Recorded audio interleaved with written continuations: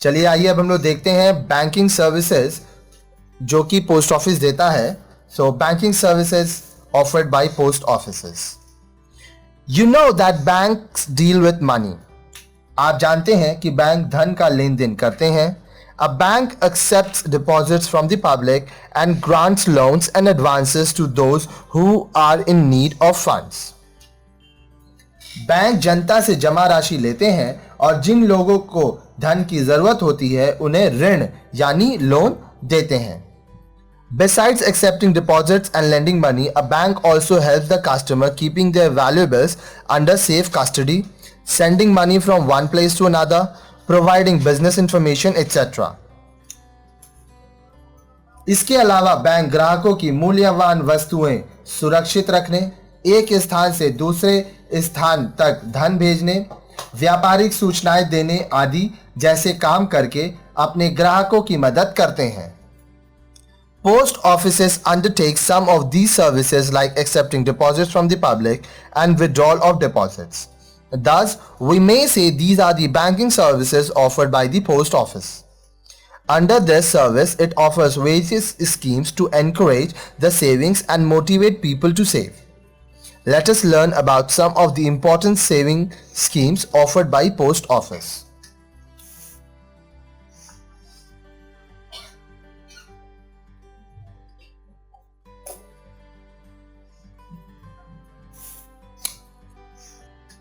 डाकघर कुछ अन्य सेवाएं भी प्रदान करते हैं जैसे जनता से धन जमा करना, जमा रुपए को निकालना आदि। अतः हम कह सकते हैं कि ये सभी डाकघर द्वारा प्रदान की जाने वाली बैंकिंग सेवाएं हैं। इसके अंतर्गत डाकघर बचत को बढ़ावा देने और लोगों को बचत करने के लिए प्रेरित करने के लिए विभिन्न योजनाएं चलाते हैं। आइए डाकघरों की कुछ महत्वपूर्ण बचत योजनाओं के बारे में जानें। सबसे पहला post office savings bank account, डाकघर बचत बैंक खाता। It is a type of account in which we can deposit our savings in post offices and withdraw it whenever required. इसमें हम डाकघर में अपनी बचत राशि जमा कर सकते हैं और जरूरत पड़ने पर उसे निकाल सकते हैं। A minimum amount of ₹50 is required to open the account and we can deposit a maximum of ₹1 lakh in our account in the case of individual. खाता खोलने के लिए मात्र 50 रुपए की न्यूनतम राशि की आवश्यकता होती है और हम अपने खाते में अधिकतम 1 लाख रुपए तक जमा करा सकते हैं। The account can be jointly operated and in that case the maximum limit of deposit can be raised to ₹2 lakhs. यह खाता संयुक्त रूप से भी लिया जा सकता है और उस स्थिति में जमा राशि 2 लाख तक की हो सकती है। Money can be withdrawn from the account by using withdrawal slips or checks. निकासी पर्ची या चेक से खाते से धन निकाला जा सकता है। Post office pays interest on our deposits which is totally exempted from income tax. डाकघर हमारी बचत पर हमें ब्याज देता है जो आयकर से पूरी तरह मुक्त होता है। Next, 5-year post office recurring deposit scheme, डाकघर आवर्ती जमा योजना। आवर्ती मतलब recurring. A recurring deposit account can be opened with a minimum amount of ₹10 with is a multiple of 5 without any maximum limit. The deposit is to be made every month for a period of 5 years. After 1 year, 50% of the deposit can be withdrawn only once during the 5-year period. There is no restrictions to open more than one recurring deposit account in the name of a single individual. On maturity, INR 10 account fetches ₹728.90 INR। कहने का मतलब अगर आप 10 रुपया पर महीना दे रहे हैं तो 60 महीना तक आप दिए 600 और इसमें इंटरेस्ट जोड़ के आपको 728 रुपया 90 पैसा मिला। This account can be continued for another 5 years on year two year basis. डाकघर आवर्ती जमा योजना, आवर्ती जमा खाता न्यूनतम 10 रुपए से खोला जा सकता है तथा 5 रुपए के गुणांक से जमा करने की अधिकतम कोई सीमा नहीं होती है। जमा प्रत्येक माह 5 वर्ष के लिए करना होता है। 1 वर्ष के पश्चात कुल जमा राशि से 50% धन केवल एक बार ही 5 वर्षों में निकाला जा सकता है। एक व्यक्ति के नाम एक से अधिक आवर्ती जमा खाता खोलने की कोई पाबंदी नहीं है। परिपक्वता पर 10 रुपए, 728 रुपए 90 पैसे हो जाते हैं। कहने का मतलब अगर आप 10 रुपए करके प्रति महीना 5 साल तक अगर जमा करेंगे तो आपको 728 रुपए 90 पैसे मिलेंगे। यह खाता एक एक वर्ष बढ़ाकर के अगले 5 वर्ष तक चालू रखा जा सकता है। Next, post office time deposit account. Any individual can open this account with a minimum balance of ₹200 without any maximum limit.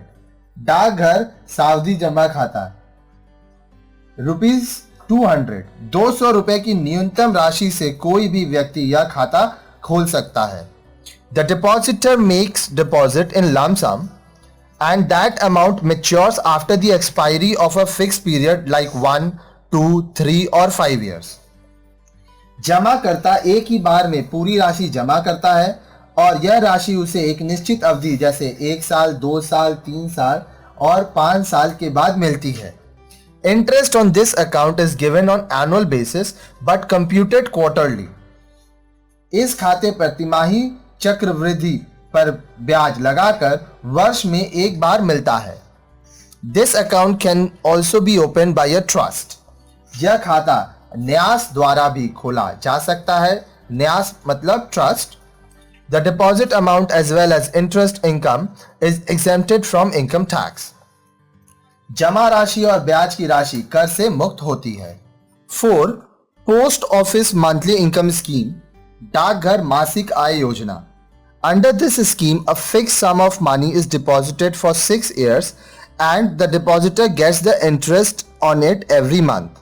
A minimum amount of 1500 rupees and a maximum amount of 4.5 lakh rupees in individual account and 9 lakhs in case of joint account can be deposited.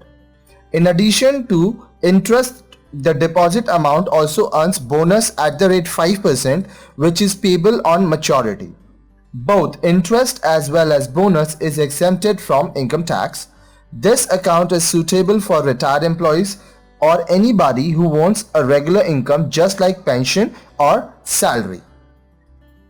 डाकघर मासिक आय योजना, इस योजना के तहत एक निश्चित रकम 6 वर्ष के लिए जमा की जाती है और जमाकर्ता को हर महीने ब्याज मिलता है और इस योजना के अंतर्गत 1,500 रुपए अधिकतम राशि 4.5 लाख रुपए तथा संयुक्त खाते में 9 लाख रुपए जमा किए जा सकते हैं। ब्याज के अलावा जमा राशि पर 5% का बोनस भी मिलता है जो भुगतान तिथि पर मिलता है। ब्याज और बोनस दोनों ही आयकर से मुक्त होते हैं।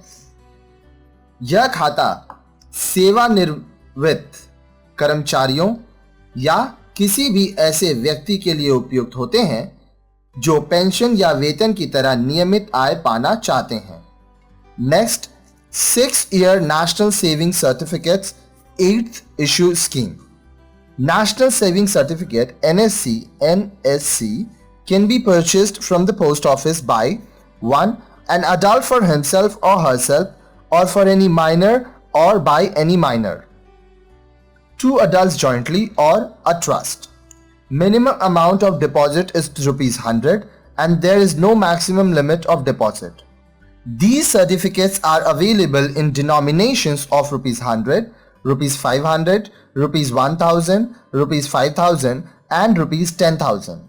Interest is compounded half yearly and payable at maturity. After 6 years, these certificates can be encashed from the post office. Interest income is treated as reinvestment and is subject to tax rebate. This deposit scheme is very popular among income tax payers. 6 वर्षीय राष्ट्रीय बचत पत्र 8वां निर्गम योजना। राष्ट्रीय बचत पत्र पहला, किसी भी डाकघर से किसी भी व्यक्ति द्वारा उसके अपने लिए या किसी अव्यक्ति के लिए या किसी अवयस्क द्वारा दो वयस्कों द्वारा संयुक्त रूप से न्यास द्वारा खरीदे जा सकते हैं। न्यूनतम जमा राशि 100 रुपये है, जबकि इसकी कोई अधिकतम सीमा नहीं होती। ये पत्र 100 रुपये, 200 रुपये, 500 रुपये, 1000 रुपये, 5000 रुपये और 10,000 रुपये के मूल्य वर्ग में मिलते हैं। जमा राशि पर 6 माही चक्रवृद्धि ब्याज मिलता है। 6 वर्ष बाद ये पत्र डाकघर से भुनाए जा सकते हैं। भुनाना मतलब इनकैश करना, 6 माही मतलब हाफ ईयरली। ब्याज की आय को पुनः निवेश माना जाता है और इन पर आयकर में छूट भी मिलती है। यह बचत योजना आयकर देने वाले लोगों में बहुत लोकप्रिय है। Next, 15-year public provident fund account, PPF account. PPF account 15 वर्षीय सार्वजनिक भविष्य निधि खाता। Individuals can open this account in their own name or in the name of their minor child. In this account, at least one deposit is required in every year. An account holder can deposit a maximum of rupees 70,000 in a year, which can be deposited either in lump sum or in maximum of 12 installments. The minimum deposit of rupees 500 is required to be made each year. The amount of each deposit should be in multiple of rupees 100. That means you cannot deposit any amount like rupees 1250, 1250 or 3785. Rather, it may be like 1200 or 3700. Loan facilities available after 3 years, whereas withdrawal of money from the account is allowed from the 7th year onwards. The deposit amount gets rebate under income tax and the interest income is fully tax free. 15 वर्षीय सार्वजनिक भविष्य निधि खाता। व्यक्ति अपने नाम से या अपने अवयस्क के बच्चों के नाम पर यह खाता खोल सकता है। इस खाते में हर वर्ष कम से कम एक बार रुपए जमा कराने होते हैं। एक खातेदार एक वर्ष में अधिकतम 70,000 रुपए जमा करा सकता है, जो एक बार में या अधिकतम 12 किश्तों में जमा कराए जा सकते हैं। इसमें हर वर्ष कम से कम 500 रुपए जमा कराने होते ही हैं। हर जमा राशि 100 रुपए के गुणक में होनी चाहिए। इसका अर्थ है कि आप 1250 या 3785 जैसी राशि जमा नहीं करा सकते, बल्कि जमा राशि 1200 या 3700 होनी चाहिए। 3 वर्ष बाद ऋण सुविधा भी उपलब्ध है। ऋण का मतलब है लोन, जबकि खाते में रुपए केवल 7 वर्ष के बाद ही निकाले जा सकते हैं। जमा राशि पर आयकर में छूट मिलती है। ब्याज राशि आयकर से पूरी तरह मुक्त होती है। नेक्स्ट, किसान विकास पत्र स्कीम। किसान विकास पत्र। In this scheme, a fixed sum of money gets doubled within a certain period. Money can be deposited in Kisan Vikas Patra by any adult for himself or herself or for any minor, 2 adults jointly or a trust.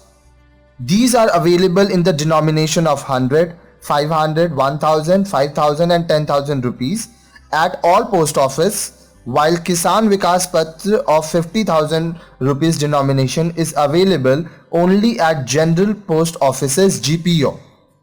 There is no maximum limit of investment.